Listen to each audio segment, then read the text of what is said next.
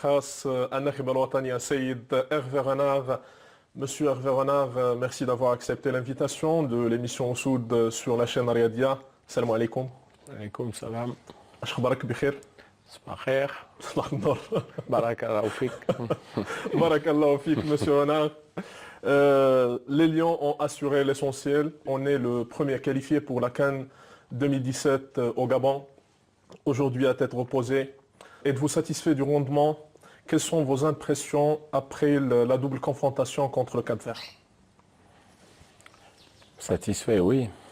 Quand une équipe est capable de prendre 6 points en 2 matchs contre, on va le répéter, contre le numéro 1 au classement de la CAF et de la FIFA en Afrique, je pense qu'on peut qu'être satisfait. Après, on peut analyser ça de différents angles et il y a toujours des choses à redire, bien sûr.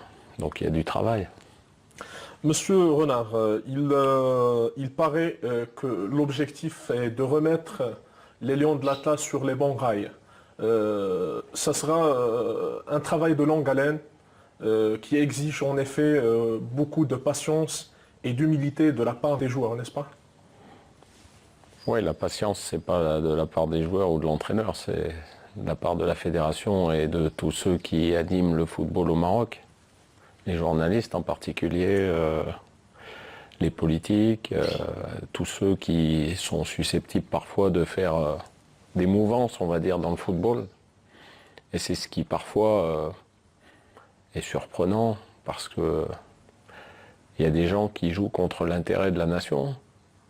Alors elles font leur job, elles font leur travail, elles critiquent, mais il y a toujours des choses à redire en football. La stabilité, je pense que c'est une chose importante. Quand on a ciblé la personne avec laquelle on voulait travailler, il peut y avoir des moments un petit peu difficiles, mais il faut savoir les traverser et puis en sortir encore plus fort.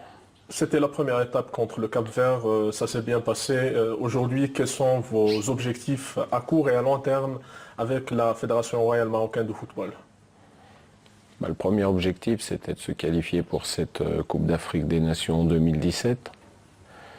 On a la chance d'être déjà qualifié. Oui, on a la chance d'être déjà qualifié, chose qui n'était pas facile au vu du programme qui nous attendait. Donc voilà, ça c'est déjà une bonne chose de fait. Ça va nous permettre de travailler dans la sérénité, mais il faut garder cette pression parce que on a l'impression que ça paraît très très loin, mais ça va arriver très vite, surtout que les rendez-vous internationaux ne sont pas pléthores jusqu'à la fin de l'année 2016. Hein. Il y en aura 3-4. Donc il n'y a pas de temps à perdre, il y a encore plein de joueurs à découvrir, plein de choses à peaufiner. Notamment, on l'a vu sur ces 2 matchs, l'aspect défensif a été très très bien, l'aspect offensif un petit peu moins. Donc on est perfectible et tant mieux, on va dire. Quel est le joueur qui vous a impressionné pendant le match contre le Cap-Vert? Moi, je suis pas là pour donner des noms, puisque je l'ai dit aux joueurs aussi, c'est pas un joueur qui m'intéresse en particulier, c'est le groupe. C'est l'équipe nationale du Maroc, c'est le collectif. Donc chacun y met sa plus-value. Certains sont meilleurs que d'autres dans certains matchs, mais certains font un travail aussi un peu obscur. On le voit un peu moins, mais tout ça assemblé fait qu'on obtient de bons résultats. Donc il n'y a pas à ressortir un joueur. Vous savez que les joueurs qui ressortent le plus souvent, c'est les joueurs offensifs qui sont capables de faire des différences. Mais vous l'avez mentionné dans vos commentaires, certains défenseurs ont été pendant ces 2 matchs remarquables. Remarquables de discipline personnelle, discipline tactique, combativité, respect du collectif au niveau de l'organisation. Donc ça a été parfait. Ouais. Vous êtes toujours prêt à relever un nouveau challenge, un autre défi? Est-ce que l'état d'âme ou l'état d'esprit ou même l'état de forme du groupe vous convient pour réussir cette mission, comme c'était le cas auparavant avec la Côte d'Ivoire, avec cette belle génération de la Zambie, avec Emmanuel Amayuka et Chris Katangou? Bah déjà, vous en parlez, la Zambie, ça s'est pas fait en un jour, hein. Les gens ont oublié qu'avant le sacre de 2012, il y a eu en 2009 une 3e place à la CHAN, en 2010 un quart de finale où on se fait éliminer par le Nigeria au penalty. Ouais. Voilà, donc ça s'est pas fait en un jour. Comme j'ai pu l'entendre dire, grâce à Dieu seulement, ça s'est fait avec du travail. Et puis bien sûr, il faut un petit peu de réussite, mais il faut toujours la provoquer, la réussite. Donc sur ce que j'ai vu, bah, déjà je connaissais le potentiel de cette équipe du Maroc, sinon je ne serais pas venu pour diriger cette équipe. Il y a un énorme potentiel. Maintenant, on peut s'interroger sur le fait que cette équipe n'ait pas eu de meilleurs résultats, on va dire, sur les dernières Coupes d'Afrique des Nations. Ouais. Donc bah, il faut trouver ces petites choses, ces petits détails qui font que cette équipe va pouvoir performer beaucoup plus que ce qu'elle n'a fait ces derniers temps. D'après ce que vous avez constaté, est-ce que le Maroc possède actuellement un potentiel énorme comparativement à la Côte d'Ivoire ou même à la Zambie? Elle possède un bon potentiel. Après, la Côte d'Ivoire ne ressemble en rien à l'équipe de Zambie que je dirigeais entre 2008 et 2012. C'est complètement différent, la caractéristique des joueurs est différente. Donc on ne peut jamais comparer deux équipes. Le Maroc a d'autres caractéristiques avec beaucoup de qualité. On s'en est aperçu, parce que réussir à faire de belles performances comme celles qu'on vient de faire avec si peu de temps de préparation, ça vient aussi de la qualité des joueurs, qui se mettent bien sûr dans un moule, dans une rigueur, mais il faut de la qualité. Le football avant tout, c'est la qualité des joueurs. Après, il faut y mettre un cadre, et il faut que ce cadre soit respecté. Comme j'ai pu constater, vous êtes convaincu qu'en termes de gestion de groupe, qu'on ne gagne pas avec une pléiade de stars, mais surtout avec une équipe avec une force de caractère exceptionnelle, une équipe combative, n'est-ce pas, coach? Oui, et puis quand on a un petit peu Surtout en Afrique. quand on a un petit peu d'expérience, mais partout, quand on a un petit peu d'expérience avec les équipes nationales, on s'aperçoit que, je vais vous faire sourire, mais les 35 millions de Marocains, ils vont mettre sur la table les 23 joueurs qui leur paraissent les plus forts individuellement, alors qu'on ne bâtit pas une sélection comme ça.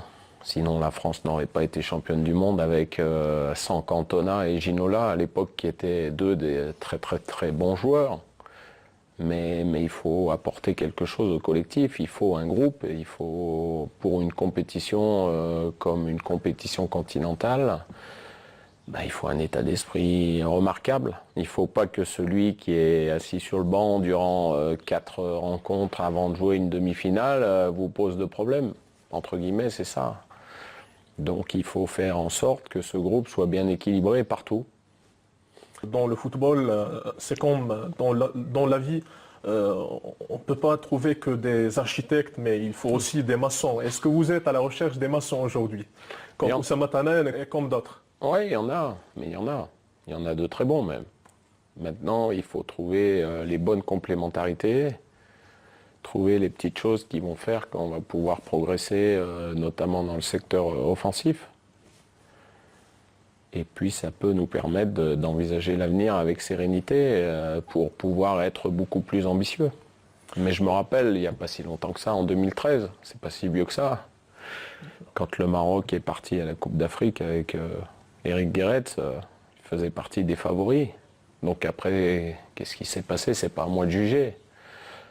Mais à ce moment-là, le Maroc possédait une équipe très performante, donc il n'y a pas de raison que 3 ans après, on ne puisse pas redevenir très performant sur le continent africain. Maintenant, ça ne se fait pas simplement en parlant, ça se fait en travaillant.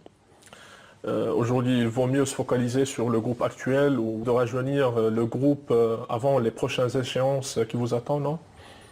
Si on prend le groupe des 26 qui faisait partie de ce premier stage et qu'on prend le groupe qui fera partie de la Coupe d'Afrique 2017, je suis persuadé qu'il y aura allez, 4-5 changements. C'est toujours comme ça. On voit, on observe, on peaufine. pour arriver, on l'espère, dans 8 mois, à un groupe qui soit beaucoup plus compétitif et beaucoup plus performant.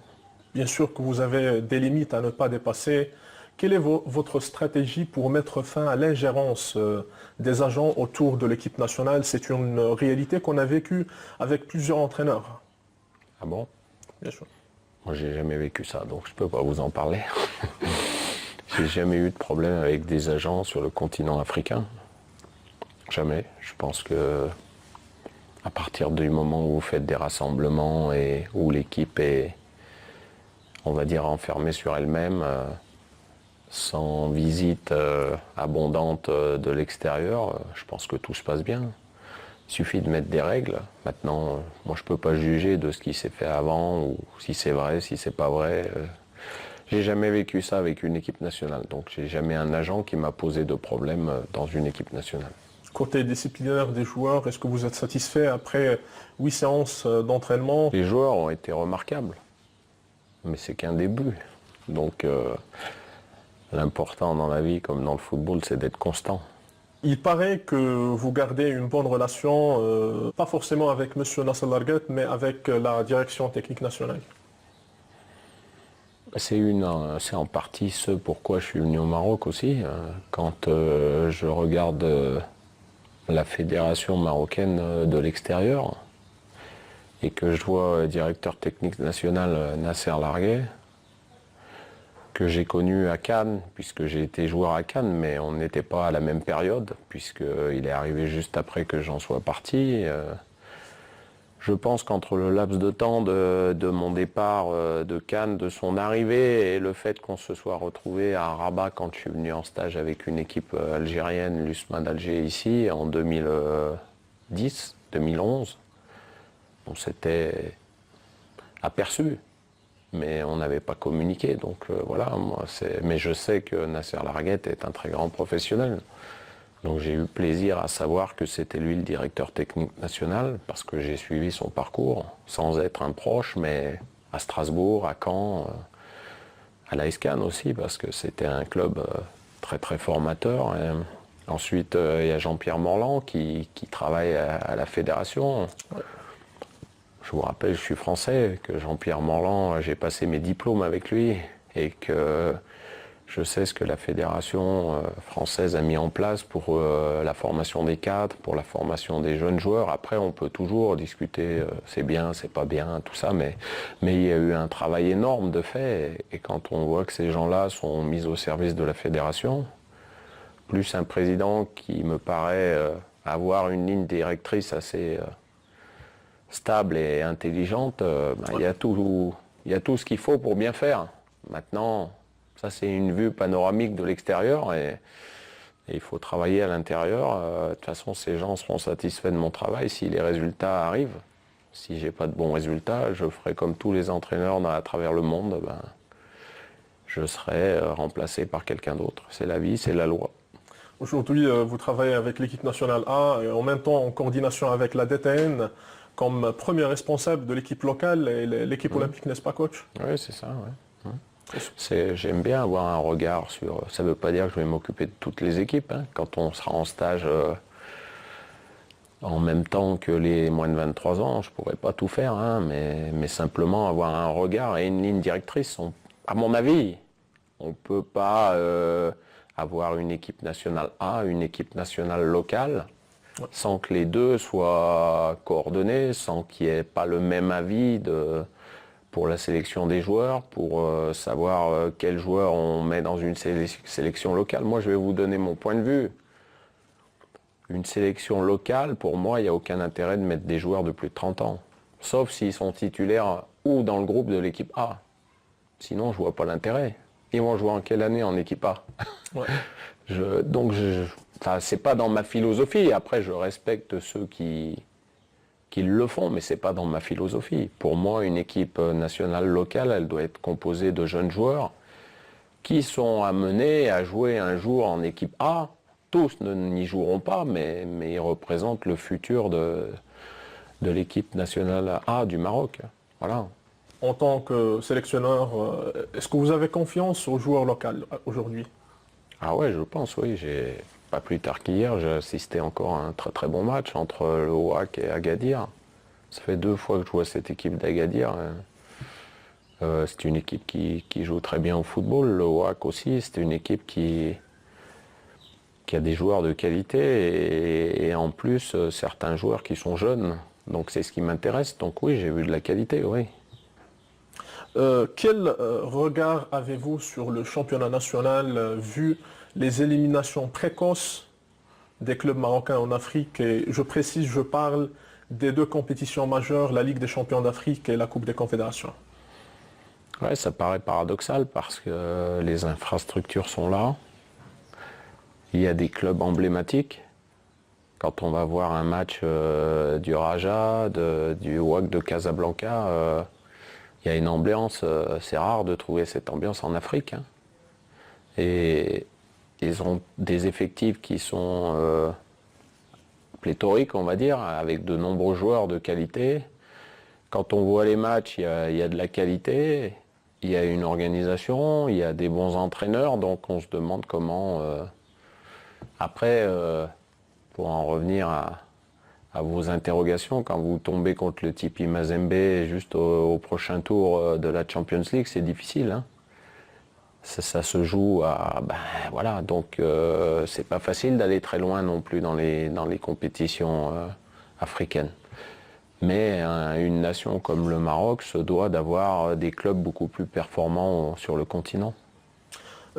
Pour ne pas oublier, il y avait une polémique autour de la présélection de 2 joueurs qui n'ont pas de match pro, Hamza Mendil et Youssef Nasseri, en préférence des joueurs soi-disant expérimentés.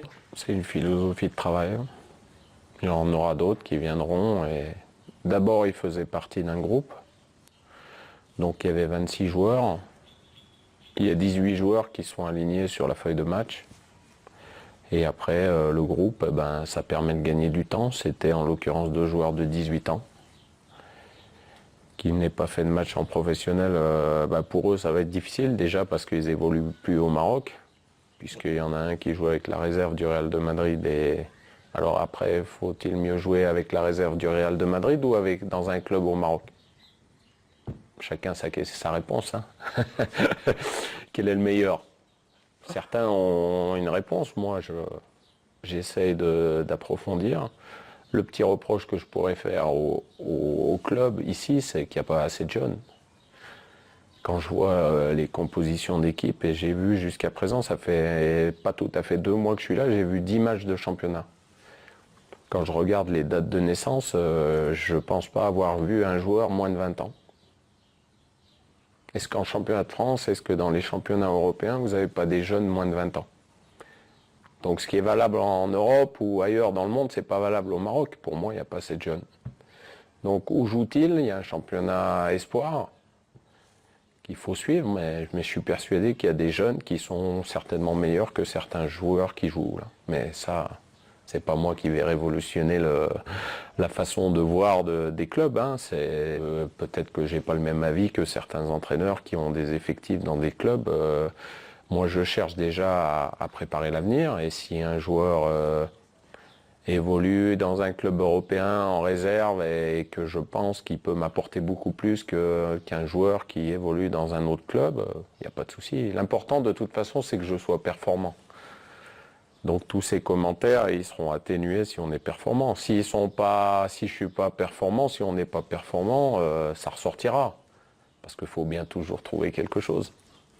Monsieur Renard, tu as clairement exprimé votre désintérêt pour les joueurs marocains évoluant actuellement dans les championnats du pays de Golfe. Pour quelle raison? C'est pas un désintérêt, c'est une certaine réticence. C'est un peu différent. Parce que je trouve que dans ces championnats, il y a beaucoup moins de rythme et que le football en Afrique, c'est complètement l'opposé. C'est-à-dire que c'est un football où il y a beaucoup de rythme, parfois au détriment de beaucoup de déchets techniques. Mais si on n'est pas armé physiquement, si on n'est pas prêt physiquement, c'est difficile. Et puis, autre raison, c'est que la visibilité est un petit peu plus difficile. Et on a l'impression quand on voit un match au Qatar qu'on assiste qu'à des matchs amicaux. Parce qu'il n'y a pas d'ambiance, c'est difficile, donc c'est difficile de se faire une idée précise de la réelle valeur du joueur, de son état de forme. Voilà. C'est un choix. Pour moi, un Asamoah Gyan qui joue à Sunderland, c'est pas le même Asamoah Gyan qui joue avec le Ghana et qui évolue aux Émirats Arabes Unis. Mais encore une fois, c'est mon avis personnel. Comme vous le savez, coach, il y avait un malentendu entre l'ancien sélectionneur de l'équipe nationale, M. Badouzaki, et Mostafa Hadji. Aujourd'hui, est-ce que vous avez retracé une ligne de conduite avec le staff technique composé de l'homme de confiance Patrice Baumel et Mostafa Hadji? Déjà, premièrement, il faut les féliciter, puisque après 10 jours de stage, non seulement les 2 personnes que vous venez de citer, mais l'ensemble du staff, l'ensemble des personnes qui ont collaboré avec nous pour cette équipe nationale, chacun a bien rempli son travail. Et lorsqu'une équipe nationale gagne, c'est aussi dû à toutes ces personnes qui travaillent dans l'ombre, qui travaillent à la fédération pour que tout soit parfait. Et Dieu sait que j'ai fait beaucoup de fédérations. Et je peux vous dire que la fédération marocaine est très très bien organisée. Voilà. Donc ça c'est un premier constat. Pour répondre à votre question avec Mostafa Hadji, pour moi c'est un honneur de travailler avec lui. De par la carrière qu'il a fait bien sûr, de par sa connaissance du football, parce que j'ai échangé avec lui avant. On ne se connaissait pas forcément avant que j'arrive. Mais pour moi, c'est capital d'avoir quelqu'un qui puisse m'orienter sur la culture, la mentalité des joueurs, tout ça, et son regard d'avoir été un très grand joueur en Europe, d'avoir joué beaucoup de matchs avec la sélection marocaine est très important pour moi. Et le premier stage c'est très très bien passé et je le remercie infiniment pour tout ce qu'il a pu m'apporter pour ces 10 premiers jours de stage. Coach, vous êtes toujours en colère au banc. Non. Est-ce que cela justifie cette rage de vaincre qui inspire plutôt les joueurs à donner le maximum? Je ne suis pas en colère, je suis un gagnant.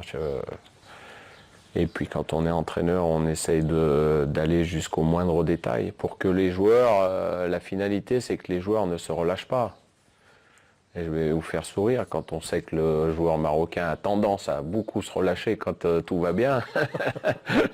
Donc il ne faut pas que je les laisse respirer alors. Mais comme vous le disiez précédemment, il y a les joueurs locaux, il y a les joueurs qui... Pour moi, un joueur qui évolue au Maroc ou en Europe, c'est la même chose. Simplement, il va falloir qu'il soit performant et je me suis... Ça a même été pour moi une priorité de rester au Maroc depuis que je suis arrivé, pour voir un maximum de matchs. Et je vois des joueurs qui sont performants dans leur club, tout ça, donc forcément, ils en seront récompensés. Est-ce que vous êtes réellement intéressé aujourd'hui par un match amical contre les pharaons d'Égypte ou n'importe quelle grande sélection africaine avant les prochaines échéances? Si je devais vous répondre le plus franchement possible, pas forcément, puisqu'on va les affronter à la Coupe d'Afrique des Nations 2017. Donc on n'a peut-être pas forcément besoin d'aller leur montrer nos qualités ou nos défauts. Qu'est-ce que vous aimeriez mettre en place sur le long terme avec l'équipe olympique en collaboration avec la DTN? J'aimerais que l'équipe olympique soit sur le même lieu de rassemblement que l'équipe A, pour qu'on puisse voir les 2 groupes, pour qu'on puisse parfois prendre un joueur de l'équipe olympique pour pouvoir s'entraîner avec nous. Alors ça va faire que certains vont s'interroger sur le fait que pourquoi ce joueur s'est entraîné, tout ça, mais il n'y a que l'entraîneur qui peut savoir ce qu'il cherche. Moi je vous dis, j'anticipe l'avenir. Et je suis curieux de savoir si un joueur de 18-20 ans, il a la capacité déjà psychologique. Parce que vous parliez des 2 jeunes qui se sont entraînés la dernière fois. Vous savez, il y a 2 paramètres. Il y a les performances dans un club pour un joueur, et puis la performance quand il vient pour revêtir le maillot de l'équipe nationale. Et il y a des joueurs qui n'arrivent jamais à assumer ça. C'est-à-dire que pour eux, le maillot de l'équipe nationale il est trop lourd. Alors comment l'expliquer? Il faudrait un psychanalyste pour l'expliquer. Mais il y en a qui n'y arrivent pas. Il y en a qui n'arrivent pas à être aussi performants en club qu'en sélection. Et puis vous avez des jeunes comme ces deux jeunes qui sont venus là, donc je voulais voir leurs répondants. Ils ont traversé le stage des 10 jours. J'avais l'impression qu'ils avaient toujours fait partie de cette équipe nationale. Donc déjà, ça c'est un point positif. Parce qu'on peut se dire que psychologiquement, normalement, s'ils sont prêts maintenant, ils seront prêts dans quelques mois ou dans quelques années. Et je suis persuadé que les deux noms donc, que vous avez vus là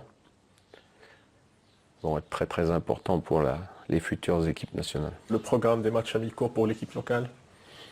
Ben, on va laisser les compétitions se terminer là et puis on fera un rassemblement juste avant les rassemblements des équipes A pour voir un brassage de tout ce que j'aurais vu. Donc il faut me laisser encore un peu de temps pour voir une fois les joueurs, 2 fois, 3 fois. Puis après j'aurai, avec l'aide de Mustapha, avec l'aide du staff technique qui observe aussi des joueurs, on fera une sélection qui sera, comme je vous l'ai dit précédemment, à base de jeunes joueurs. Alors, ça veut dire quoi, jeunes, hein? Moins de 23 ans, non? On va se focaliser sur cette catégorie. Ça ne veut pas dire qu'un joueur de 25 ans, s'il est très très performant et qu'on pense qu'il a les qualités pour évoluer un jour avec l'équipe A, ne soit pas sélectionné, bien sûr. Malgré la bonne prestation de Youssef L'Arabi, on crée beaucoup d'occasions, mais on n'arrive jamais à les concrétiser. Est-ce que vous avez une solution pour sortir de cette confusion? Moi, j'ai mis un numéro 9 qui a mis 3 buts en 2 matchs. Donc, j'ai pas grand-chose à lui reprocher aujourd'hui. Maintenant, on va le mettre en concurrence, bien sûr. Il faut qu'il y ait des jeunes joueurs ou des joueurs qui poussent derrière pour que chacun soit encore meilleur. Et puis j'ai rarement vu un attaquant concrétiser 100% des occasions qu'il se procurait. Donc on en veut parfois beaucoup. Je ne suis pas persuadé que ça soit toujours de la faute du numéro 9 qui... Après, il y a le service, il y a le fait qu'il ait peut-être beaucoup à travailler dans un match et qu'il faudrait peut-être qu'il travaille un petit peu moins et que le collectif travaille un peu plus. Voilà, il y a plein de choses. Mais pour répondre à votre question, félicitations à Youssef, il a mis 3 buts. Donc pour l'instant, c'est un bon début. On verra par la suite. Si vous me permettez, pourquoi le choix de la ville de Marrakech comme lieu de résidence? Ben, je pense que c'est simple, c'est parce que stratégiquement pour se déplacer, c'est assez facile. Et puis la vie est un petit peu plus tranquille. Alors il y en a certains qui vont assimiler Marrakech à la vie nocturne, tout ça, mais moi j'ai pas besoin de ça, j'ai besoin de faire du sport, j'ai besoin de pouvoir aller voir les matchs tranquillement. Et puis voilà, je pense que c'est bien. Puis vous voyez, j'ai eu raison, le WAC et le Raja Casablanca vont jouer ici, donc c'était un bon choix. Malheureusement, on déplore le pourquoi ils viennent jouer ici, bien sûr. C'était un petit peu d'humour là-dessus, mais il aurait mieux fallu que ça ne se passe pas. Mais j'ai eu l'occasion de voir de bons matchs. Je suis même allé à Casa voir des matchs. Je suis allé à Rabat. J'irai encore à Rabat. Il va falloir que je suis allé à Agadir. Il va falloir que j'aille dans le nord du Maroc, à Tanger, à Berkane, à Oujda, un peu partout pour voir ces équipes parce que c'est important de voir tout le monde. Mais après, sur le choix, pour répondre, c'est parce que le climat, vous savez, quand on vient de Lille, on préfère vivre à Marrakech. Voilà, je trouve que Marrakech, il y a ces montagnes et cette douceur de vivre, c'est exceptionnel. Comme vous savez, il y en a beaucoup d'infrastructures sportives, beaucoup de stades ici à Marrakech, à Tanger, à Agadir. Quel est le stade qui vous plaît pour jouer les prochains matchs de l'équipe nationale du Maroc? On verra. Il y a de beaux stades au Maroc, c'est déjà bien de pouvoir avoir plusieurs choix. Quand je suis allé à Agadir et que j'ai vu un match de championnat, j'ai trouvé que le stade était très beau. Je pense que Casablanca, ça peut être pas mal aussi pour mettre une pression énorme quand le stade sera rénové complètement. Après, Tanger, il y a un beau stade, paraît-il aussi. Donc voilà, ça offre. À Rabat, on attend que le stade se termine. Voilà, donc c'est bien d'avoir beaucoup de possibilités. Et puis je pense aussi qu'il va falloir tourner un petit peu pour pouvoir permettre au public marocain de voir son équipe nationale. Le prochain entraîneur de l'équipe olympique, est-ce que vous avez déjà des noms? D'abord, je ne suis pas celui qui doit vous annoncer ça. Et puis, comme la décision n'a pas été encore rendue officielle, eh ben, il faudra demander à la Fédération marocaine de football de vous le dire. Je vous remercie, monsieur Rachidi. Non, sans problème, monsieur Renard. Quel est le secret caché derrière cette belle chemise blanche que vous portez pendant les matchs? Il n'y a pas de secret. On espère qu'elle portera toujours aussi chance. Ça fait 15 matchs invaincus en phase finale de la Coupe d'Afrique des Nations. Donc on espère que, comme j'ai vu que vous aviez mis la même aujourd'hui, qu'elle continuera à nous porter chance. Coach, on vous laisse un dernier mot pour le public marocain qui attend avec impatience, pourquoi pas, une troisième Coupe d'Afrique des Nations avec monsieur Renard. Oui, c'est un challenge difficile d'attendre ça, mais on va faire le maximum pour s'en rapprocher le plus et puis ça serait exceptionnel de pouvoir le faire. Mais il y a du chemin encore. On ne part pas de 19e équipe au classement de la CAF pour gagner une CAN comme ça. Il y a encore beaucoup de choses à peaufiner, à régler, beaucoup de travail. Et puis rappelez-vous, on a commencé par ça, quand je vous ai dit la victoire avec la Zambie en 2012, c'est un travail qui a duré 4 ans. Donc il faut, messieurs, dames, un peu de patience aussi. Choukran, choukran bzaf, monsieur Renard. Choukran. Vous connaissez que le renard c'est ta'lab. Tahlem. En arabe. Choukran bzaf, monsieur Renard, on vous souhaite bonne chance, merci beaucoup. Je vous remercie. Et à la prochaine, Inch'Allah. À bientôt. كان هذا الحوار مع الناخب الوطني السيد إيرفي رونار بمدينة مراكش أمات من خلال لتام عن هذا المشروع الطموح الذي ينتظر كرة القدم الوطنية. نتمنى كل التوفيق للمنتخب الوطني المغربي في الاستحقاقات المقبلة. لكم مني ومن طاقم البرنامج ألف تحية. نضرب موعدا في حلقات مقبلة من برنامج أسود. إلى اللقاء.